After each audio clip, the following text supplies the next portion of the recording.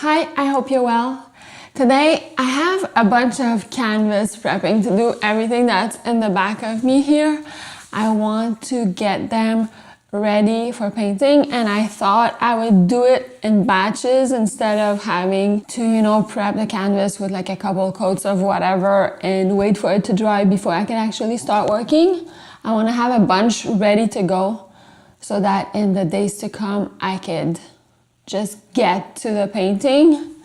And I feel like once all these are gonna be ready to paint, there isn't much in my stash that is gonna be left. Much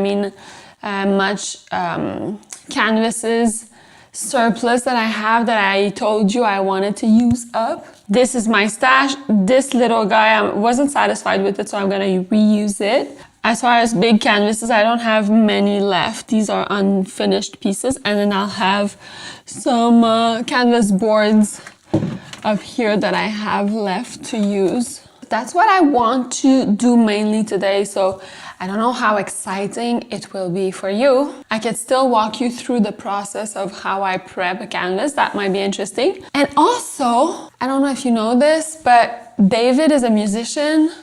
You might know this. And yesterday we wrote a song together and it felt so good. It was an old song that he had already, but he was missing, like the structure had to be tweaked and he was missing a bunch of lyrics. So we finished it together and it's such a beautiful song. Maybe I could convince him to sing a bit of it. Let's try. Hi, David. Hi. Do you think you could... Hold on. Lennox is not happy when we leave him out of the party. Down. Good boy. Stay. Stay. Good boy, stay. I just told the vlog that we wrote that song yesterday, and I came here to convince you to sing a little bit of it. We're gonna use my guitar. Lennox really needs to be part of the fun at all times. If he's not part of the fun, he really doesn't like it. So basically this song was written many, many years ago when you had like a band, right? Yeah. And you just pulled it back out because you liked the song, but it was missing a bunch of lyrics. It was missing a bunch of lyrics and the good version was never recorded. So you started recording it. Yeah. And yesterday we came up with some lyrics. All right, so let's play a little bit. There's a way you look at me that really turns me on.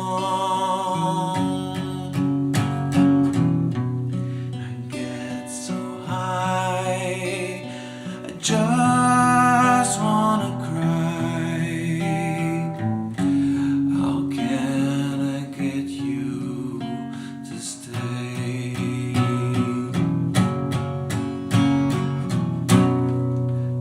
And the way you talk to me still echoes in my bones. I fly so high, I get lost when you smile. You take my breath away. Can you put an end to all of this before it ends up killing me? I just can't stand this loneliness. Please tell me how you feel. Don't leave me all alone. Just a little bit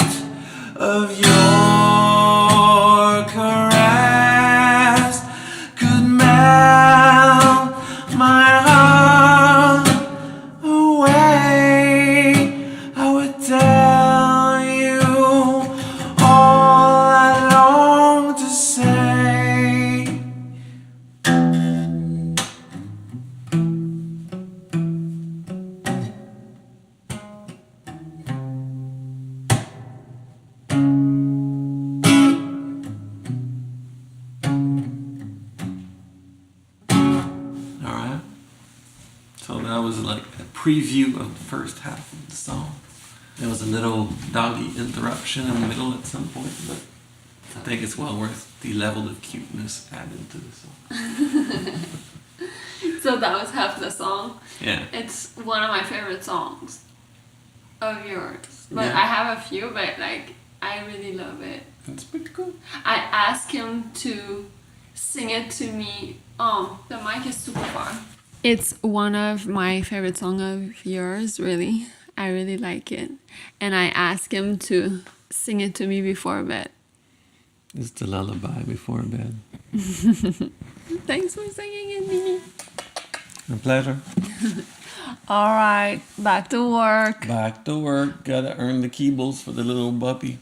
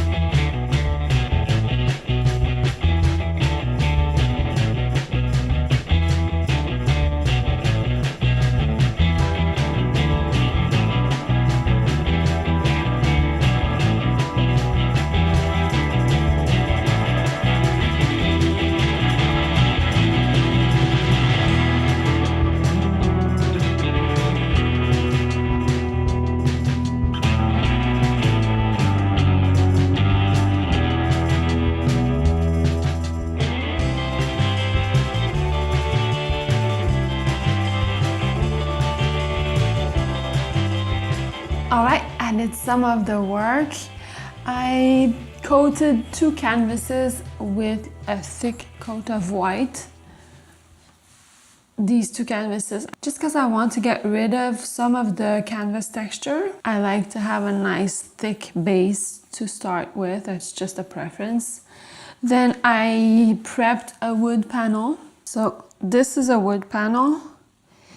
And I first put 2 coats of this. It's a sealant to prevent the acids from the wood to seep through and maybe change the color. So a couple coats of this. This is my first coat of gesso that I'm letting dry. I'm gonna put a second coat of gesso to make sure everything is well covered. Ideally, you would put a first coat, let dry, sand, and so on, but I'm not that picky. I do everything and then I sand once to get rid of like any little texture that might have been introduced with the brush. So that's my prep for these ones. I'm going to tackle this. Let me show you what I plan to do with this. I want to use this canvas board to do a collage. And my inspiration is from a collage that I made a while ago. Let me explain and show you. This is the collage that I made. It's kind of like an expressive, abstract musician holding some kind of lute or guitar. And I reproduced it in a large canvas using only acrylic paint. I put it on the wall for you to see better. All I used for this is paper. So everything was glued with paper. The only exception is there's a little bit of line work here with graphite, and this is a red thread for the strings. Everything else was paper, and when I reproduced it, I used acrylic paint for everything except the line work here. I used charcoal. So this is charcoal all along this line. I made an entire video on the process of painting the large painting. I'll link it up here if you're curious and you want to watch it. This is kind of a long process, obviously making a full painting, and the collage is also a long process. What I want to do right now is just do the first step, which is kind of like the base for the finished collage, and it's more like of an abstract background. I could show you how I do it. What I need for this step is some paper for collaging, and I collect a whole bunch of paper. Here's my box. There's also all this stuff from the 30-day challenge. And there's these bits that I've already kind of cut up. Everything in here can be cut up and used right down to the bottom. That's a lot of paper. The second thing that I need is matte medium. That's what I'm using to glue the paper and make everything stick and smooth. From here, all I do is kind of like go through my paper, pick things that inspire me, textures and color schemes that I kind of like, and just randomly place them together in a way that is pleasing to me and fill my entire surface.